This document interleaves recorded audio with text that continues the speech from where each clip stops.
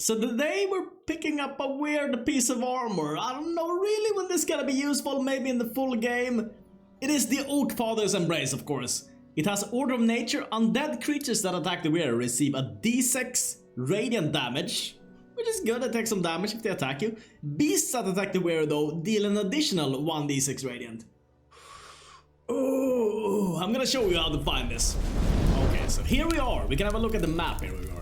We walked up from the roadside cliffs, up here, and here we are. You can do this from any point in the game. You don't need to progress with the story or anything.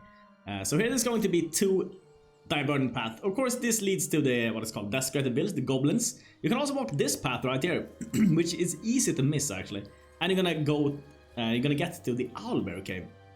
Here there's going to be two persons devoted to the absolute. You can deal with this however you want. I'm just gonna skip the dialogue here, but you can recruit them to kill the owlbear if you want to kill the owlbear. But you don't have to kill the owlbear actually to get this item. So you can either tame the owlbear. That's one way of doing it, but I'm gonna show you the third way of doing it. Okay, I'm just gonna spacebar through this. This guy calls blind. This guy's very weak, by the way. Very, very weak. So they're not gonna be a trouble like fighting, even if you're level 1, which is unlikely that you're gonna be level 1, but it could be theoretically. You're gonna be able to deal with these guys without a problem. Bless.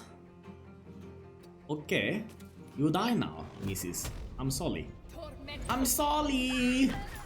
Now we need to watch out for the vines here, because they will entangle you. It won't deal any damage, it will just slow you down, and it's annoying. So just avoid them right there. Oh, I was about to walk into. It's about to do the thing I said you should do. No.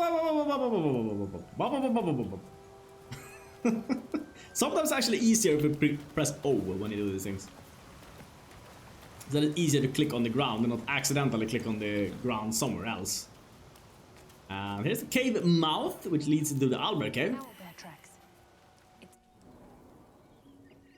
Okay, so there's 3 ways of dealing with the owlbear. You can attack the owlbear, obvious. You can try to tame the owlbear, or the most genius way, of course. Let's go invisible. Let's go freaking invisible.